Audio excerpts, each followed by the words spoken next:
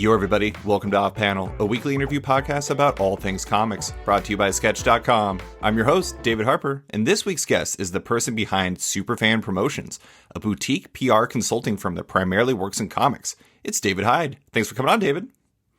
David, thanks for having me. So normally when I do these podcasts, David, I do a lot of research and I read a lot of interviews with people. And one of the tricky things with you is, despite the fact you're a PR guy, you have not done a whole lot of interviews. I guess that kind of makes sense. You are very inside baseball, behind the curtain of comics. But this is a rare interview for you. Is it a little weird being on the other side of like the, interview spectrum right now? Absolutely. It is very, very weird for me to do an interview in preparing for today. I kept trying to think of all of the advice that I routinely give clients, and so we'll see how well that serves me. But I think largely I don't do a lot of interviews because, frankly, I really like the best thing about my job and about the mission of Superfan Promotions is I love connecting readers with amazing stories. Sure. Right? And so to me, the role of the publicist is really best. I like being the ghost in the machine, both by personality, and I think it should be part of the skill set for whoever does publicity. There are some really talented publicists who like to do interviews and like to be a part of the story. That's just not me by nature. Sure. But also philosophically, the most interesting conversations around comics are going to happen with the writer and the artist and the inker and the letterer and the colorist, occasionally the editor. But far and away, the actual marketing of comics, I think, has a very narrow audience. So if you are out there listening, I just want to say I will do my damnedest to make this entertaining as possible. See, David, I feel like you should be amazing at it because you know all the tricks of the trade. You know what, like you were saying it yourself, you know what you would tell a creator. I'm like, I feel like you should have natural interview performance enhancing drugs in your system effectively because you know it. You can see the matrix. But that is largely true. But when I first have a kickoff call with a potential client, I'm really trying to make sure that I connect with them as an individual as much as I connect with them in terms of the kind of story that they want to tell. Sure. Right. And so I try to play to the strengths of the creative people that I'm working with. So the challenge then for me as an interview is it's not playing strength to be on here, right? You are the creative person you're working with. Yeah, I would be a very difficult client for myself. Luckily, there's no parallel Earth where that's happening. Well, let's start with some easy stuff because I do want to talk about your background. I find your history really interesting because you worked in print before, but it was in book publishing and you worked at a bookstore and et cetera, but none of that was in comics at first. Do you have a personal background in comics at all? Like when you were you a reader as a kid and beyond? Oh, absolutely. I think I was 5 years old when my parents flew to Virginia to visit a family friend. And one of the definitive moments of my life was standing at the airport looking at the spinner rack of what comic to buy. And I finally settled on Justice League of America. I believe it's issue 181 is the first of a two-part crossover with the Justice League and the Justice Society, in which there's a murder mystery and someone kills Mr. Terrific on the satellite. And I selected that cover because there were so many heroes on it, right? Like I could buy the new issue of Superman or Spider-Man, but not only was there Batman and Hawkman and Zatanna, but then there was two Green Lanterns before, multiple Green Lanterns were, part of mainstream comics. Right. And I was like, oh, I love this. I've got to figure this out. And it took me many years to kind of figure, because I was very young, like figure out the distribution of comics, right? Like how, I did not last issue for many years later. And my older cousin, Tim, was a big Flash fan and a big Justice League fan. And so he lent me, he had like a lengthy run of Carmine Infantino, Cary Bates Flash comics, and he lent those to me. And then I was hooked, right? So, from a very early age on. And the next part where I really got hooked for life, there's a theory, as a quick backup, there's a theory that Paul Levitz, the former publisher of DC Comics, had, which is whatever comic you read when you were 12 years old will be your favorite comic. Hormonal as much as anything, right? You just got everything, everything's fine. Well, I was really blessed because I was 12 years old in 1986. So you've got Watchmen, you've got Dark Knight Returns, you've got Mouse, you've got Love and Rockets. Like, what a great time to be a comic book fan. Mm-hmm. That actually kind of matches something I was thinking about. Like, sometimes when I get emails from you about people you're promoting, I'm actually kind of astonished by like the diversity of who you're touting. Like, because you work with some publishers that work in the direct market, but you're also working with people who do graphic novels. You work with, I don't know, it's a wide mix, and it kind of feels like maybe it's as an outsider, it always felt to me that like maybe this is reflective of your own interests as a reader. And it sounds like 1986 as a foundational moment for you, given that it included Mouse and included Love and Rockets, but also those superhero giants. That sounds like it was a pretty foundational year for what interests you in comics, which is kind of everything. Yeah, it was when I actually became a comics pro, one of the first things that I was genuinely shocked by was sort of how cliquey comics was. And I don't mean in terms of person-to-person relationship-wise. I mean really in reading. Yeah. And like I would be hanging out with somebody who loved D&Q and Fanta, and they would be actively mocking, the big two. In a way that like they had zero interest in ever reading the big two, right? Regardless of what the content was and what kind of stories were being told. And to me, like, I love the spectrum. I definitely have my weak spots as a reader, but I get excited by like trying to attack those weak spots, right? So like I didn't grow up reading manga, so manga was a huge area where I'm underread. But then, someone recommended to me Pluto by Urasawa, which is probably my favorite, comic, graphic novel, manga that's ever been created. So to go back to you're spot on in saying that the kind of titles that Superfan Promotions takes on reflects my interest, but also the interest of the people who work with me at the company. Sure.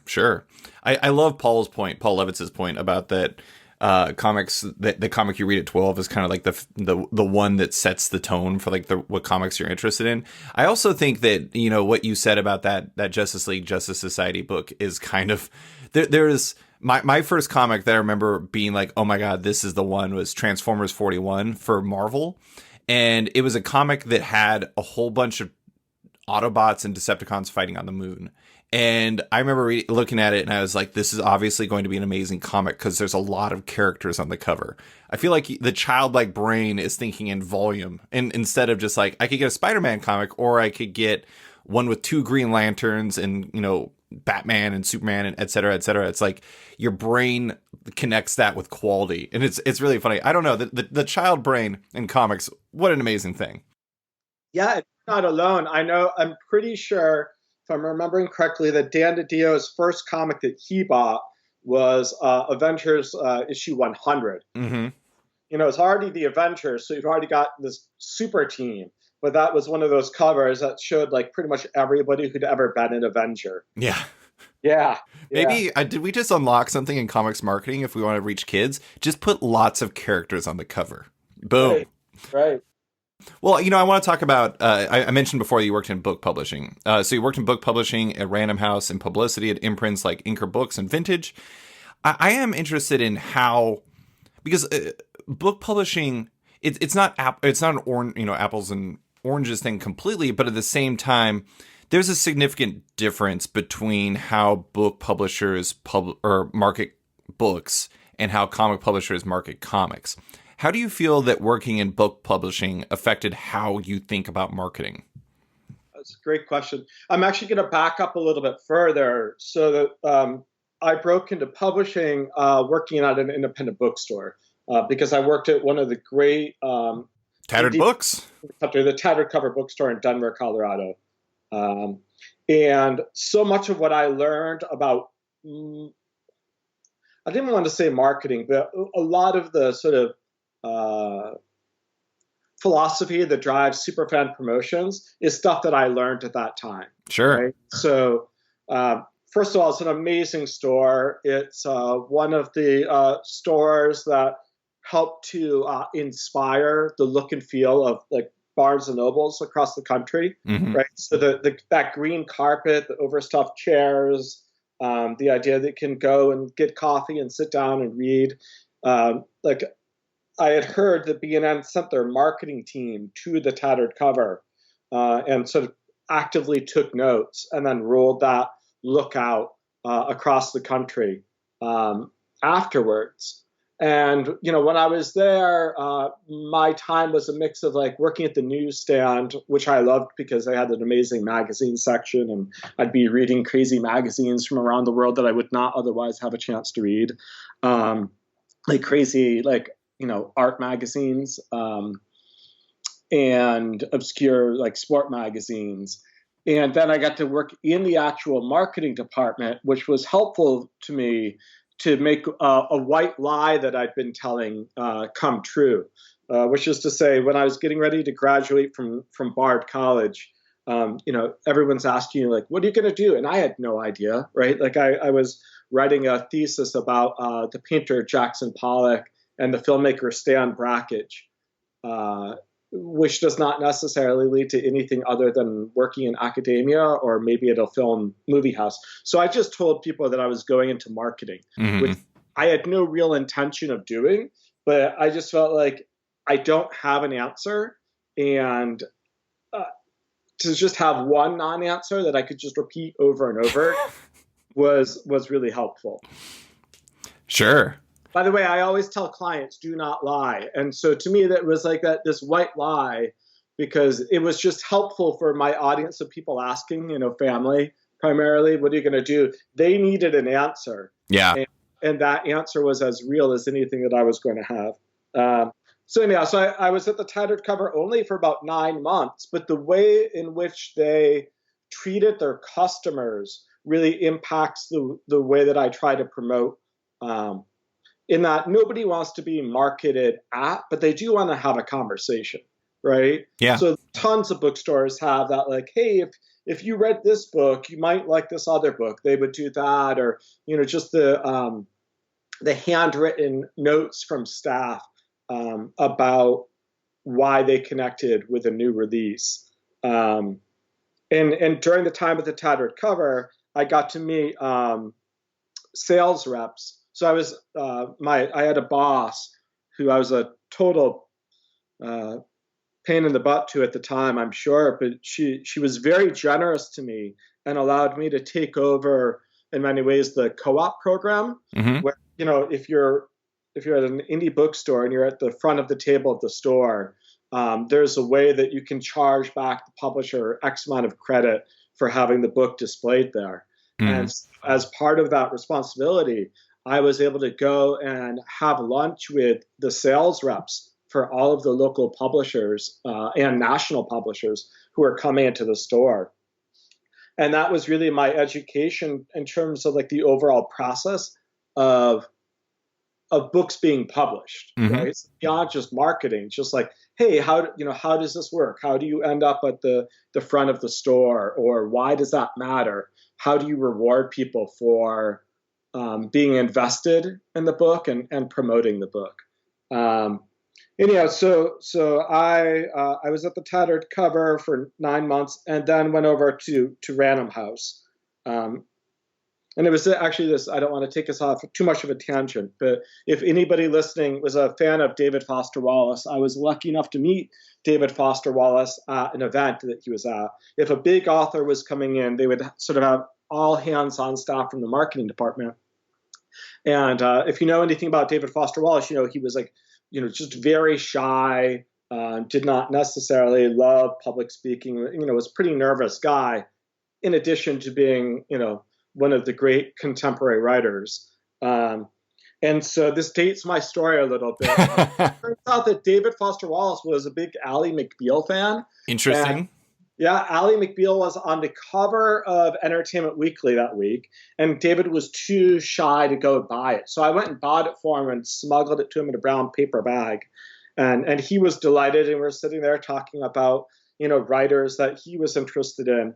And I did not realize it, but the whole time his publicist was sitting in the row behind us, and came to me at the end of the night and said, "Hey, this is my last event for Little Brown, and I'm going to go and work at Vintage Anchor, and they've had some turnover, and they actually need an assistant.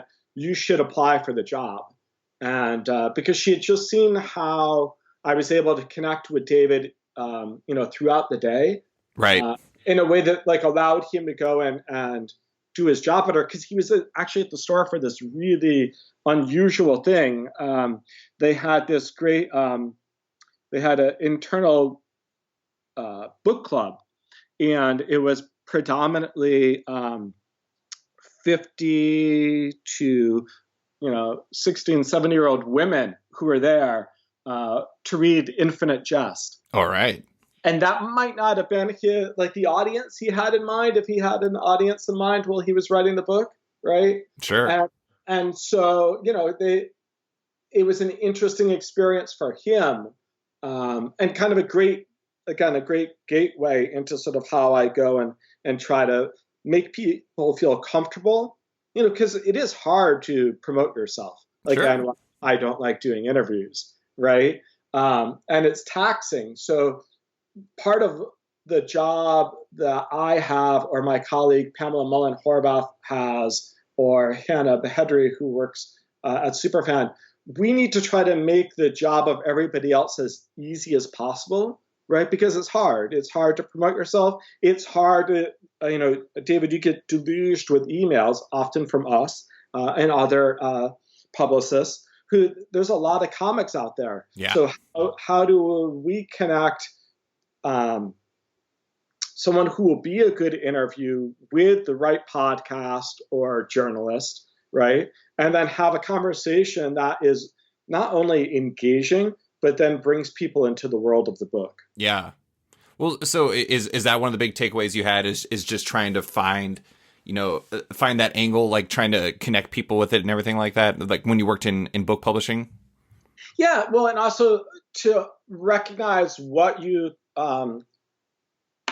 the opportunity is, right? So because of the chains and the heavy discounting, the tattered cover could not compete on a discounting level. So they had to compensate for that by delivering something else, which was just an overall great experience. Right.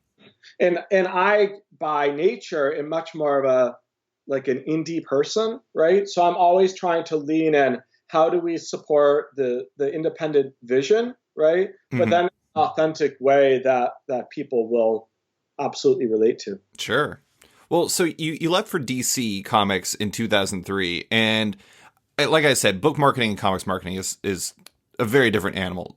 How much did you have to retrain your brain going from book marketing to comics marketing? Was there a learning curve to trying to figure out how to work with the distribution cycle and everything like that? 100% yes. And then I just actually want to dive into a little bit more about my time at Random House, because so I was working at Vintage and then later Anchor, both of which were in the Knopf division. So they did primarily really smart, great literary novels and wildly popular and literary nonfiction.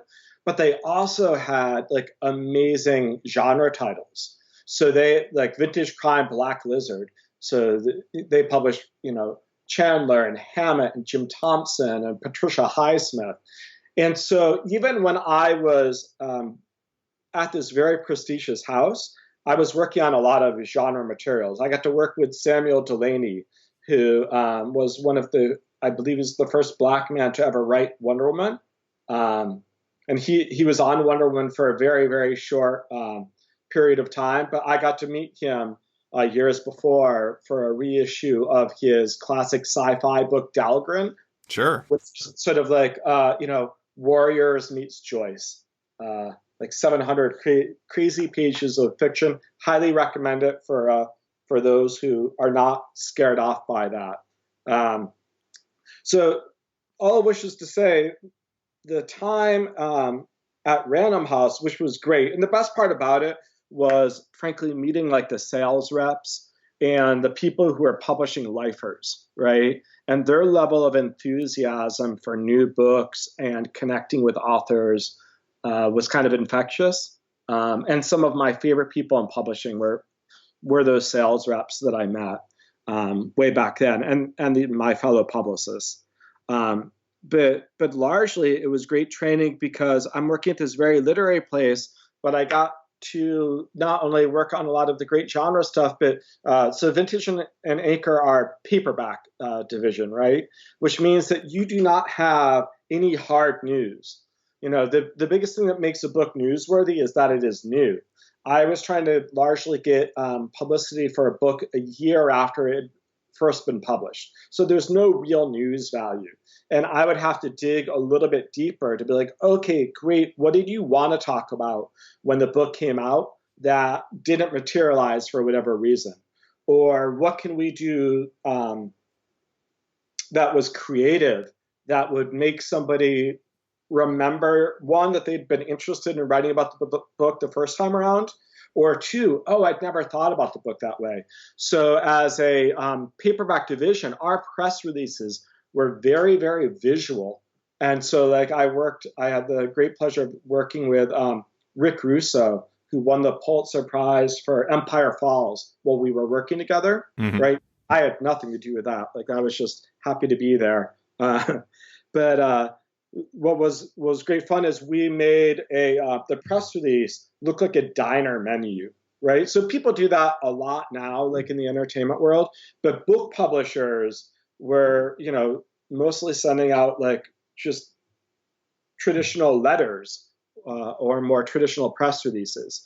And once we started doing those at Vintage, the writers really responded and would collaborate. And that allowed a different kind of conversation about the book. And that was a lot of the skill set that I brought over to DC. Sure. But yeah, I mean, man, I did so much wrong at the beginning, right? Like it was a huge culture shift for me. Are you talking about at DC? Yeah. Yeah. Yeah. And it really took me at least a year and a half to maybe probably longer to get my sea bearings. Right. And, I got some great advice from like people like Heidi McDonald at Comics Beat. We would have lunch on a regular basis, and sometimes just the PR team and Heidi, or for a while Comics Beat was sort of part of Publishers Weekly. So we would go out with Calvin Reed and Heidi, and she's like, "Hey, you've got to stop sending out press releases without art." I was like, "What am I doing?" Yeah. Right? Like, I was sending out press releases from a prose publisher that had art that we were creating for the press release, yet I'd gone to comics and wasn't taking advantage of the art, which I'm sure every artist right now listening to the podcast is like seeing red. But, I had a lot to learn, even though I was a lifelong comics fan. Right. I mean, that's the thing is you promote comics completely differently than you would with books. I mean, there isn't art to promote in books for the vast majority of the time. Right. And there's a real disconnect between the cover of a book and the actual prose, whereas like the cover of a comic is inherently much more reflective of the storytelling that goes into it. But yeah, the rhythm of it, like how much you have to pre-sell to the direct market to get your numbers up. And, there were a lot of battles that I had. Also, I got to give a shout out to Peggy Burns, who's now doing an amazing job at drawing in Quarterly. I would not have my career in comics without Peggy, who, when she left for D&Q, she went into Levitz's office and said, "Hey, I know who you should hire. He loves comics. He's a book publicist, and he really loves DC comics," which is true. I was a DC kid at an age of, like, all my friends were Marvel zombies. Sure. Right? So they would tease me terribly. But it was a great time to be a DC fan, right? Crisis on Infinite Earths, Man of Steel, Batman Year One, Dark Knight Returns, George Perez on Wonder Woman. Anyhow, the learning curve was steep. And at the same time, I took the job at Vintage because at a certain point, you're there as a pro, but also hopefully as a fan. I was like, listen, even if the job we made a big life change moving from Denver, Colorado to live in Brooklyn, New York. I was like, even if it doesn't work out, we're going to have all those Black Lizard books, right? Like, that's great. And going to DC, I was like, well, first of all, who doesn't want to be Batman's publicist? Right. And I was like, but I get to have my office next to Karen Berger. Mm-hmm. How cool is that? And actually at Peggy's going away party, I got to have a drink or two with Karen, and we sort of spent the whole night talking. I was like, wow, if this is life in comics, I can't wait. Sign me up. And Karen was a tremendous ally and friend because of that steep learning curve, and because our interests overlap so much, mm-hmm. right? In terms of, like, both loving the comics medium and then also wanting to do everything that we could to expand the audience for it in our respective roles. Yeah. Well, I don't want to go too deep into the DC time, but one thing I did want to ask was, you were there during the New 52, and the New 52 was I don't know. I'm actually going to write a piece. I'm planning on writing a piece for Sketched about how it was, inarguably one of the banner moments of this decade. And it was just a massive moment for the direct market, not just for DC, but for other publishers. And it had a huge impact. What was that experience like, putting it together? Because I know you were an integral part of it. And what do you think could be learned from its success beyond maybe putting a whole lot of money into comics can generate a lot of interest, or into comics marketing can generate a lot of interest? Like, what are your takeaways from that experience? Well, the biggest takeaway, I think, is broadly, go big or go home. Right. You always go big, but there was a meeting where the New 52 was not always going to be all of the titles necessarily, mm-hmm. And there was a lot of discussion, and so there was somebody in the room who said, what if we go and do Action Comics #1 again? And the executive team was like, hey, we can't do that. And that person might have said, I thought that's what the previous administration said, right? And it was a real drawing a line in the sand moment, because it was a commitment to do something kind of so outrageous, we knew everyone would pay attention in a different kind of way. I think the hardest lesson for the company at that time was, and again, there were a lot of discussions about it behind the scenes, but just, how much you got to have in the can, how much prep work, how much will be thought through, and to make sure that your ambition to do something exciting does not outstrip the preparation for it. Right. And now, a quick word from our sponsor.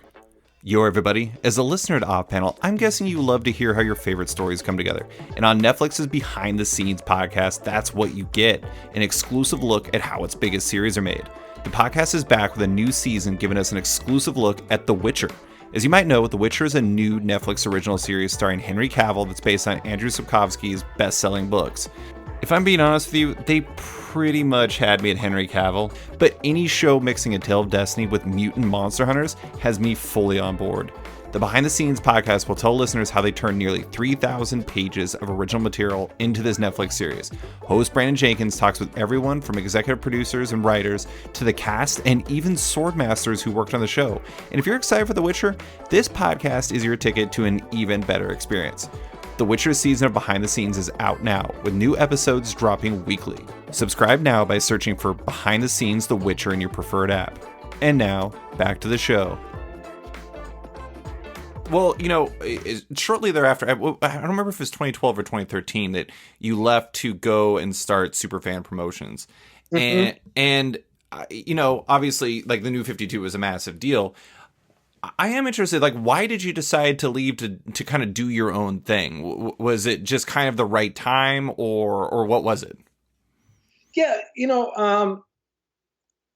I referenced earlier, like, I worked at the Tattered Cover. I worked at Random House, which was, is the largest publisher, but it's still books, right? Like, right. Not mass. And what I really love about what I do day in, day out is connecting in a fun, smart, hopefully engaging way with creators and working closely with the creators. And when you're in a corporate job, the more you move up, the more your job is about supervision, right?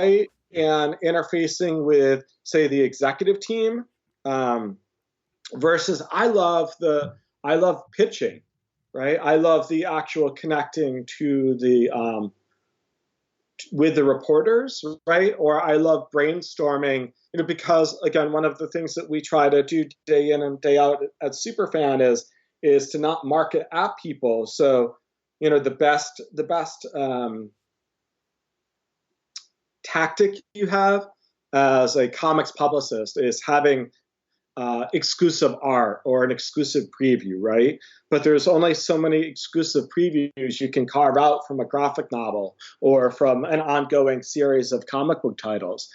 And so, we like to work really closely with, often with the writers on really personal essays that reflect the themes of the comic, but are not in any way a hard sell, right? Sure. Like, you might not even mention the comic in your personal essay. That kind of stuff I wasn't doing at all, right? Like, I was doing a lot more like corporate behind the scenes, working on PowerPoint decks and stuff that just was a little bit more corporate than how I want to spend my time. Yeah. What you just said about the personal essay, like, I am curious, like, how much you pay attention to how other people are marketing, not just comics, but also books. Because, like, what you said there kind of reminds me of, do you know who Shea Serrano is? No. Shea Serrano is basically a one-man media empire kind of by accident. I mean, he used to be a school teacher, and then he started writing for, I think, like, LA Weekly, and then he started on with Grantland, and then he started a newsletter which was called Basketball and Other Things, and he wrote a book called The Rap Yearbook, and then the Basketball and Other Things became a book, and it was a #1 New York Times bestseller, and he started writing for The Ringer, and then he just released a new book called Movies and Other Things, and it's a #1 New York Times bestseller, and, like, largely, near as I can tell, the main marketing thing he does is just a really nice guy on Twitter. And he's also really funny. I mean, like, those two things, like, that's basically it. It's just, like, he's super relatable and nice. And, like, he has this group of fans that they call the FOH Army. And it is just, like, the most unbelievable. I don't even know if you can call it marketing or PR. It's just, like, it's like a way of life. And I am curious, like, how much you pay attention to, like, the way that marketing is shifting, because, like, the personal essay feels like a version of that in a way. Right. Well, on the kickoff call that I have with new clients, what I try to say is that do not think of the work that we're going to do together as PR or marketing. Sure. It obviously is PR and marketing, but don't think of it that way, first of all, because that leads to a certain level of cynicism, even if you don't want it to, right? But think of it instead of doing two things that comics are generally pretty bad at, which are building community and providing context, Yes. right? So in some ways, comics is great about community, right? Like you have all these different communities that are out there, but there's been a little bit of a shift in the discourse, not just in comics, but broadly. Like when I talk about the challenges of marketing and promoting or having a conversation in comics in 2018 and 2019, it's kind of a larger shift that's happening everywhere. So it's harder to bring people into a community right now than I think ever before. Sure. And part of it is the way that social media, there's a lot more talking at people instead of talking to people. Mm. You know, and then again, some of my references are a little dated, but like like Oprah and the Book Club. The reason to me that became such a success was the idea that, oh, if only I could meet, Chris Bajalian, and we could have dinner. Like we would be friends. We would have so much to talk about, right? And so you're engaged with the text, and you're connecting back to the writer or the creator in a meaningful way. But it was in a very personal way, right? And Mm-hmm. so to me, what we have to do is make sure there's a time where the level of diversity of content and form and storytelling is, maybe at peak, right? But the way in which you can slide into the world feels a little bit more closed to me. Sure. Maybe that's because I've been doing it so long, right? But it's also that the challenge has always existed in, and that's the community side. The challenge has always existed in comics is the context side. So, David, back at New York Comic Con, you and I got to grab breakfast, and I got to meet your wife, right? Mm-hmm. Which was great and was one of the highlights of my show, along with getting to meet Graham McMillan in person for the first time. Nice. Yeah, Graham is amazing. Graham is at the Hollywood Reporter for those listening.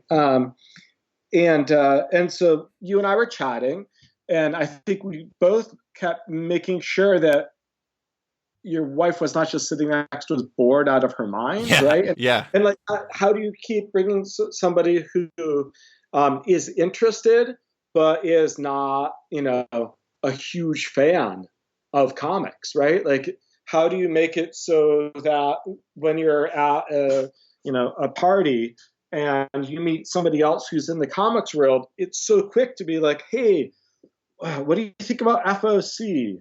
And, what do you think about returnability? And you go to all of these like super inside the beltway, inside baseball conversation, and you've lost a room that otherwise might be like thrilled. There's so many things you could be talking about. Like, my wife is a literary agent, so I very much stay in tune to how books are being promoted, right? Mm-hmm. And then we're in LA, so just by nature of proximity, we're constantly watching the LA entertainment machinery promote. And so you always want to like steal from the best, right? And like what is working.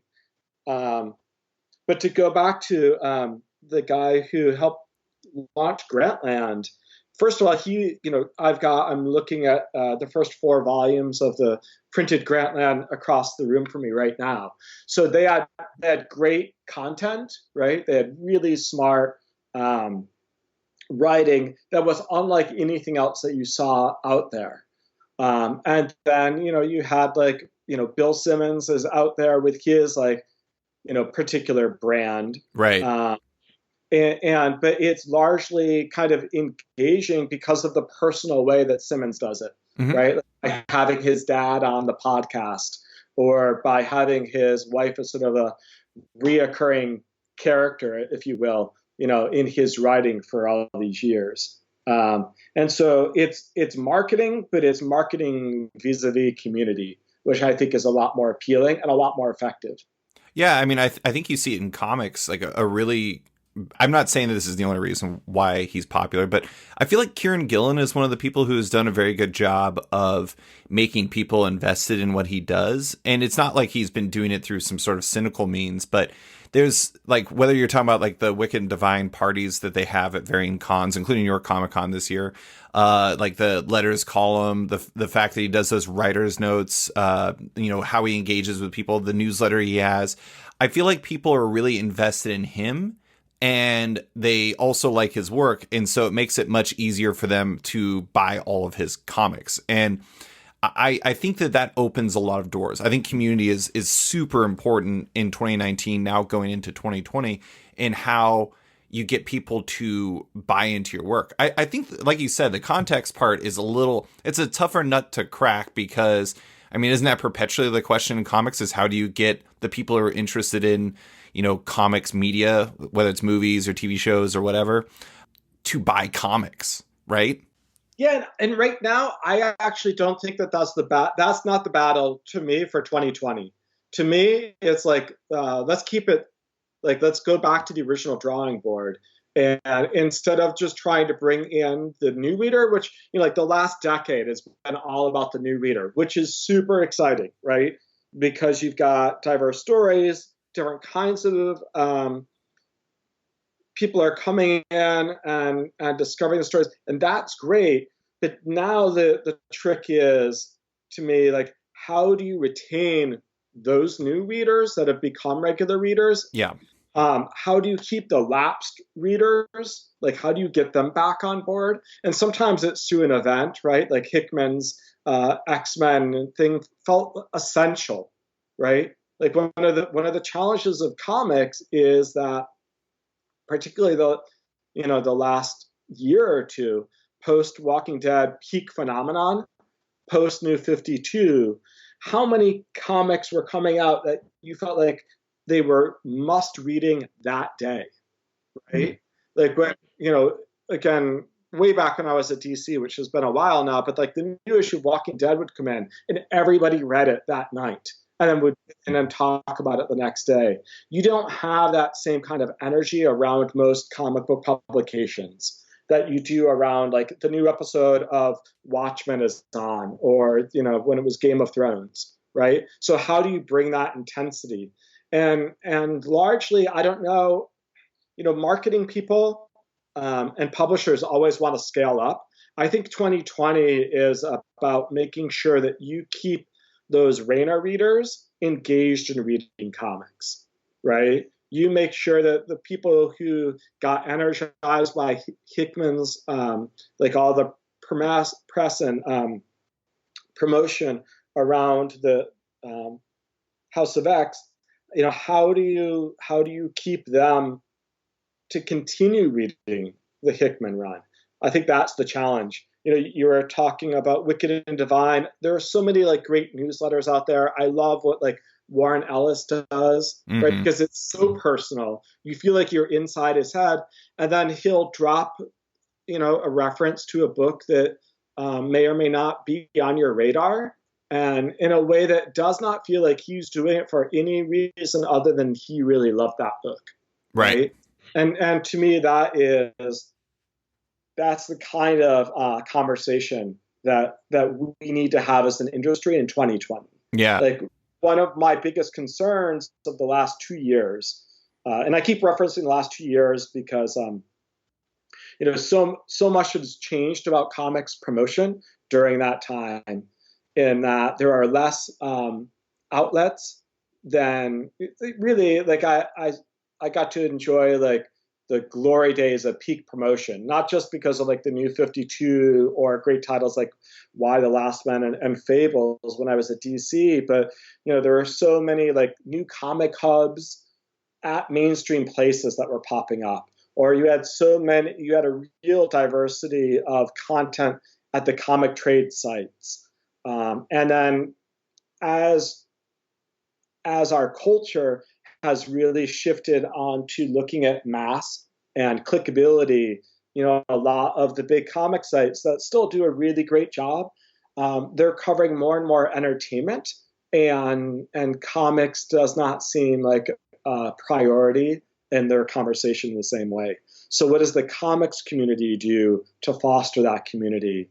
And part of it is that we've got to make sure that everybody in the industry is reading the material. I know this gets debated by artists sometimes, right? Like they feel like I've done my work. I've like made this amazing book that I will be sharing with fans, and that is my part of the contract. And I feel like right now, part of our collective contract is to be engaged in the medium and to be engaged in the art form and to be reading and to be advocating for others, not in a quid pro quo way, but because the way in which we experience or you know, like I think the largest issue for entertainment right now is discoverability. Mm-hmm. And David, some of the things that how we discovered comics as young readers, you know, are not there anymore, or they're not valued in the same way. Which is to say that like there was an issue of Rolling Stone, like the pow bam zap, comics aren't just for kid, like the headline that everybody hates, right? But I read the article which, you know, touched on, or at least I remember it touching on everybody from, you know, Frank Miller to Spiegelman. And like that was like a Bible for me. Or I had an issue of the Comics Journal, which was an interview with the Hernandez brothers. And like that was my Bible because they would talk with such great passion about everything from like Dennis the Menace to the Band X, right? Right. Or Robert Mitchum movies. And that was how, you know, that one issue of Comics Journal really informed so many of my interests that I developed over the next couple of decades. And so at a time when like you don't necessarily know as a book marketer or as a comics marketer, what are the absolute go-to destinations that readers, potential readers, other comic book creators, and comic retailers are going to go to, right? There are certain websites, some of which are more notorious than other, that people have opted out of completely because they don't like the politics of the site or they don't like the clickbait of the site. So then they're relying on Twitter to get recommendations from other, from creative people about what they're reading. Right. Then there's a whole part of your audience that have opted out of Twitter or social media completely. So as a marketer or as a comics creator, how do you reach those readers, right? Because people are becoming increasingly siloed and a little bit less open, right, to discovering new things. So that's our challenge. I mean, that is a huge challenge. I mean, and that's the thing. And like, I constantly beat this drum, but these are also things that other mediums are facing, not to the same degree, because obviously, you know, if you're making a movie, you got the Hollywood Reporter and you got Variety and et cetera, so it makes it a little bit easier, not to mention like a billion other sites that cover it from a more entertainment standpoint. But at the same time, a lot of people get their information from social media. They get it from Reddit. They get it from various places that kind of just aggregate all of it for them. And so it's interesting because the information is disseminated in such a different way. It kind of changes. I don't know. I mean, it like you can be as intentional with your marketing as you'd like to be, but a lot of times it's taken from you. You can't control it in that way. And that makes it a completely different animal, I imagine. Well, I want to go back to the you were talking about Hollywood, like even Hollywood, right? Like, yes, you're going to get mass coverage for like comic book movies right now. But if what we're really talking about in a lot of ways today is like independent, like smart independent storytelling, it's much harder to get distribution for your film, never mind attention for anything that does not already have pre-awareness. And that's a scary world to live in. Yeah, I mean, look at Booksmart. Booksmart was a beloved movie, and it didn't do super well. And most of the articles that were written about it were after it came out, talking about it didn't do well, and it was very strange. Yep. And the news cycle is so quick right now, right? So like when Pamela or Hannah or I are taking lead on a new project, we know that we live in a culture of pre-awareness, right? That largely once even a film comes out, like it comes and it goes, and you move on to the next thing, right? Like right now, everybody is excited that there's a new Star Wars movie coming, and Star Wars obviously is the exception to almost every rule. Right. But the actual dialogue about whatever J.J. Abrams has in this new movie, a month from now will largely be over. Right. Or it'll just be people are still talking about The Last Jedi, but it's so polarizing that it doesn't feel like a conversation. It just feels like two very angry people shouting at each other. And it leads to everybody in the middle just muting them. Yeah, and I think that the majority of readers are those people. Right. They want to have a conversation, but like, what's the forum to do that right now? Well, I do want to actually ask about, because I'm obviously not the typical reader. I'm not one of the, I mean, I don't know if I'm not one of the people who gets angry all the time, but at the same time, I don't engage with sites and content in the same way that a lot of people do. And for me, like, so up front, I'm going to say that, but I do have to say that, like, for the vast majority of comics, like the old standards of like previews, reviews, and even kind of the, pump them out, churn them out interviews where it's just about like, this is what's happening in the comic. This is, yada, yada, yada. Those types of, I mean, I've told you before, I don't really like just doing the kind of PR circuit interviews. It's not really a thing that I'm super interested in because I just don't want to be playing back the same hits everybody else does. Do you feel that are you trying to push away from those old standards and trying to find something different for marketing comics? Or do you feel like those still work? Great question. Well, first of all, interviews, one of the secrets of comics has always been that interviews generally did not have a great readership. Like even at the day where the bigger sites were running more of them. Right. So often creators and editors and publicists really care about those interviews. To some degree, fans do, right? Like, if Hickman's on Sketch, you're going to bring his audience of people to it. But far and away, there's just so many less interview opportunities now than there was 2 years ago, which was a huge drop off from 2 years before that, and so on. Mm-hmm. And so to me, you have to really have a campaign and like a series of things that you want to do, like identify your preview pages, identify like possible essays, what are your traditional interviews where you think you might be engaging with readers? And then like, what is your social media approach, right? Like to some degree, it's amplifying the press coverage, but it has to be more than that. It has to be engaging so that people want to be a part of it. Right.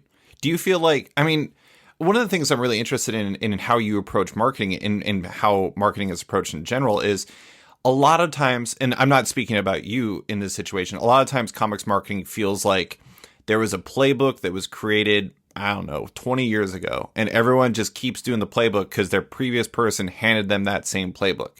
How much do you try to create a la carte solutions for marketing, just because not every book is the same? Not every creator wants to do interviews. Not every creator wants to do X. Like, how do you come up with the right solutions for a book or a creator? Well, a lot of that is covered in, on the Superfan side, it's covered in the kickoff call, and then we have an onerous form that we ask creators to fill out. Sure. Because the thing, and not everybody does, but the more we're in their head, right, then the better we will understand how they want their creative work to be seen, right? Because our job is to amplify that vision. We're always trying to experiment with different things. For a while, Superfan was having creators make Spotify lists that were either the tracks were inspired by the creative process, right? So I think when Jeff Lemire did his Spotify list for Descender. It was the music he was listening to while he was writing it and waiting to get pages back from Dustin Gwynn. Or you could do like, here's the story, or here are the songs that speak to the themes of the actual comic. And for a while, there were outlets that would run that as cool exclusive, because it would be both the Spotify playlist and then the commentary. And, that opportunity worked for a while, then it stopped working, and we're actually going back to it a little bit again. One, because creators don't want to do the same interview 20 times in a row, right? They're exhausted by it. It's not effective 20 times in a row. And so mostly it's like, hey, let's do, make sure that you're talking about something different everywhere.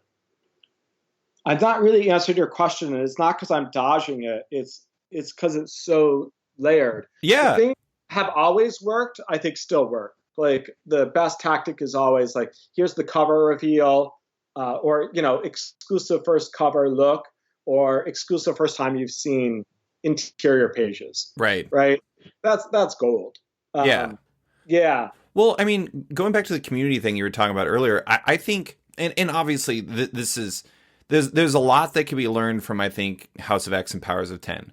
But I also think that a lot of it can't be recreated because of the fundamental nature of it. It was the X-Men. It was a big part of the Marvel universe that was perceived as in a state of disrepair. It was a creator who had a lot of trust and a lot of excitement before it and clearly had a plan. It was being done in a specific way that was different in the sense that there was only one comic each week, which allowed a water cooler effect to take on its hand. But I do think that a lot of what made that book work was about how it tapped into the community and how it fostered a conversation.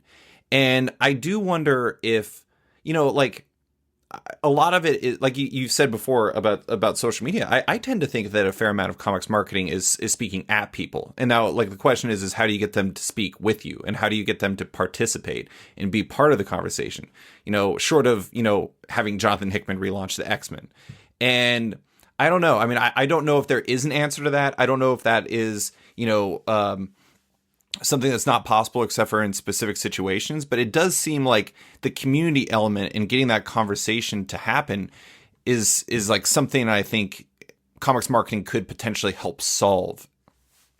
Yeah, but it's got to be, as you said, it's got to be all of there was an actual news value, right, on the press side, as you laid out, right, for the Hickman run.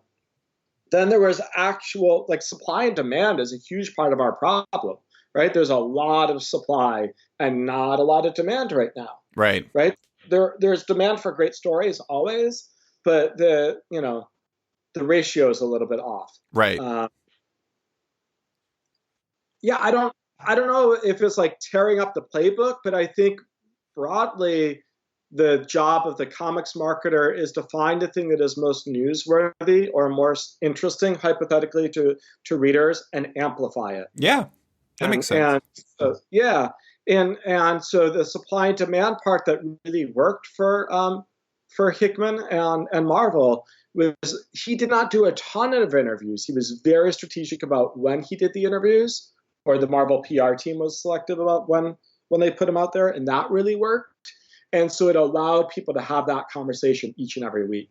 I think you're exactly right there, because it meant it, like, it was the supply and demand thing again. The demand was extremely high, but there wasn't a lot of Hickman out there, and there was only one comic each week. And so it always kept the inequity on the side of demand, which I think is important. But, just a couple more questions. I did want to ask about, you kind of touched on this. Do you feel that marketing for comics is defined and perhaps limited by the distribution model? No. No? No. And that's because, like, only reflective of, like, the kind of, you were asking before about the kind of projects that Superfan takes on. Like, we're working on Kickstarters. Yeah. We're working on digital only comics that are not going through Diamond. So I don't think so.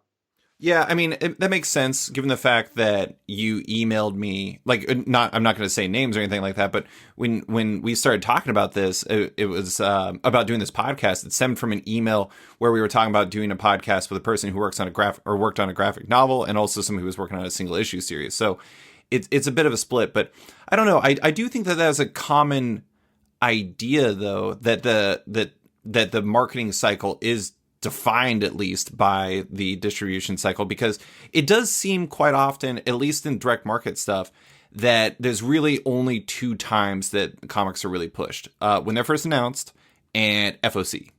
And one of the tricky parts, at least from an actual like sell through perspective, is that none of that push is towards readers.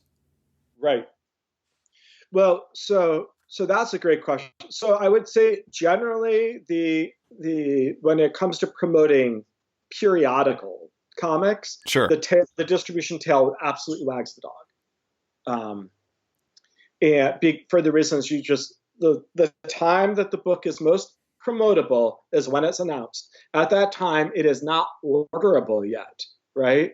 So at the time of like, in marketing terms, when your funnel is biggest on a news level, there is no path to distribution at that time, right? Right. Then there's a little bit of press you can get like when it's finally officially announced, right? If you're really strategic about how you roll out the assets around it. And then there's the next push around FOC. But the reality is if you get too quote unquote cute in promoting only a FOC and don't take advantage enough of the initial order cycle, you're not, whatever great bounce you see at FOC is diminished. And frankly, like right now, there are so many retailers who are overwhelmed and are not necessarily going to have the bandwidth to update their numbers at FOC. Yeah. And so you've got to make sure that you are communicating enough to the fans and retailers to let them know that this is important, but saving enough of the news value to like when it comes out. But like that's a lot to ask, right? Yeah, yeah. I mean, look at a perfect example happened recently where Marvel didn't have a slew of books that were being released on January 1st available in initial order, and something like, from what I understand, I mean, it was a high percentage of Diamond accounts had ordered none of them, and they had to be ordered by FOC. That was the deal. And basically they had to do outreach to him and be like, hey, you missed some big books like Star Wars and like Thor #1 and things like that. And so it puts into a very interesting position, because as much as like a lot of the retailers I talk to rely on FOC, some don't even do it. And so it's a really interesting position, because it's so timing based, and there's no perfect time to speak to all of them, because all of your customers, whether you're talking about retailers or readers, are completely different. Yeah, and not every acclaimed publisher even has FOC. Right, right? exactly. So the FOC window doesn't bother me as much, because to me, if you're a publisher and you have FOC and you're 4 weeks out, that's when you want to start beating the drum, regardless of the distribution model. So to me, it's a built-in thing of necessity. Like, hey, FOC is going to close in a week.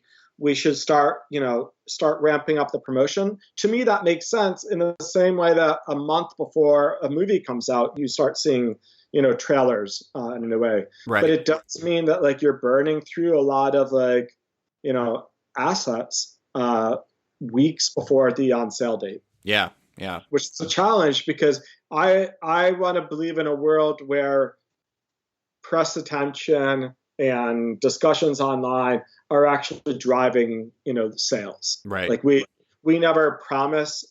In fact, we make a point of saying on that kickoff call with a new publisher, we can never promise sales. We can just promise a path towards like being really engaged and trying to do some creative and different things that will get some attention beyond the fact that the book itself is worthy of attention. Yeah. Yeah. I do think another. I mean, this is another difficult to recreate situation for an entirely different reason. But one person who's been really interesting to watch from a marketing standpoint, even though it wasn't explicitly marketing, was Robert Kirkman. Coming from obviously an extreme position of privilege because he's working with the Walking Dead empire behind him, but both in how he rolled out Die Die Die as a book that had no promotion before it. Nobody even knew it existed before it arrived in comic shops. And that was a book with him and Scott Gimple and Chris Burnham. And then also the surprise release of The Walking Dead 193, down to the fact that they'd even created covers and solicits for issues to come afterwards. And obviously those are difficult to recreate, but I do appreciate that Robert is experimenting with how you can build excitement in comics, Well, Robert has, and I don't want to say Robert's good at marketing because it sounds like a backhanded compliment, but I think that Robert is really good at building community and providing context. Sure. Right. So, like, before the phenomenon of the TV show, Kirkman was out there really galvanizing the indie creative community to, hey, why are you still working at the big two? Why aren't you coming over to Image, right? And it was a rallying cry. It was a manifesto even. Yeah, right. And that, I feel like that really mattered. And that level of urgency, I'd love to see more from everybody in 2020. Yeah. Right? Go out there, don't just support your friends, but support that, like, that odd comic that you see on Twitter, and then you go and pick it up. You're like, wow, that's phenomenal. Don't forget to tell people about that, because your voice as a creator really matters. I did something earlier on this call, which is one reason why I don't do interviews, that I interrupted myself. Sure. Right? And so, the warning signs as we look ahead are like, there's so many creators I know who are not actively reading comics because making the comics takes a lot out of you. And I hope that as we head into what's going to be a very challenging year around the world, that we're out there, not only promoting, but just, having that conversation about the comics or film or TV that are connecting with you if you're a creative person. Yeah. I discovered Los Spookies, that really amazing show on HBO, because Kelly Sue DeConnick tweeted about it. Yeah. She's like, oh, watching Los Spookies again. I was like, what is that? I've never heard of Los Spookies. Yeah. Right? And it was perfect. And it was like an amazing thing to get to discover. So even if you're not reading comics, just like, people want to know, like, what is it that you're reading, you're watching, that you're invested in creatively, that inspires you? Let's have that conversation in 2020. So it almost feels like, it's not like you're advocating that your efforts will be focused on grassroots marketing, but it does. Like, that is the thing that's kind of amazing in the social media era, is that when people really evangelize for something, going back to that Shea Serrano guy I talked about, I think a big part of the reason why people want to read his books is because they feel personally invested in his success. They feel like they see him talking about this stuff and they're like, oh man. And like, even when he tweets about stuff that he's really into, people go and do it. And like you're saying with Kelly Sue DeConnick, Los Spookies. I am always really thrilled when people who listen to the podcast or read my stuff end up picking up something. Like, I had somebody make a post on Instagram about how they picked up Pumpkin Heads by Rainbow Rowell and Faith Erin Hicks as a anniversary present for his wife, because it was like something that I talked about and it fit their story and it fit what their life was, and I thought that was like a really cool thing. And I don't think people, I think, I'm not saying that like we have to sing Kumbaya on social media or something like that, but I do think that's an underrated part about the tenor of the conversation on social media sometimes, is that sometimes if you talked a little bit more about the things you loved, it might lead to gains for everybody. I don't know. Maybe that's just a very rose-colored glasses version of the way the world works. No, that's the energy that I try to bring to it every day. right? Listen, in a world of algorithms, we are getting played with the negativity. So there is a lot to be upset about, right? In in this time, Right. there's just to be outraged about, and there's a lot of activism that needs to get done. Um, but you have to. Sometimes the best activism is through the positive. I believe more in the positive model than a shame model. Sure. Um, and they're both valuable. But I think right now you can see, like, to me, I feel like you can see the comics community, a little bit more fragmented than we want it to be. And certainly, somebody who lives here in the States, like, our society feels more fragmented than I can recall. And so part of our duty, I think, is to bring people together. Yeah. Well, I'm not going to sing Kumbaya, but I'm going to happily retweet Color Sudaconic when she tweets about Los Spookies. Well, make sure to do that when I tweet about Kaiju Max, because basically that is like somehow become my one-man mission, is to get every single person to read Kaiju Max, because I love it. Xander Cannon, you're the best. But David, that is all I have for you. Thank you so much. I'm definitely calling this episode Kumbaya. I have to forewarn you, but I appreciate you taking the time. All right. Thanks, David.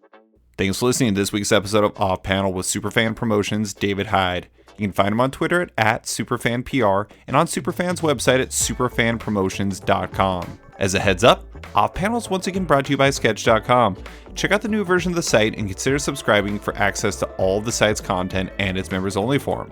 If you're a fan of Off Panel, make sure to check it out on Patreon. If you back the show in there, you not only support it, but you get early access to each week's podcast, access to weekly content, and more.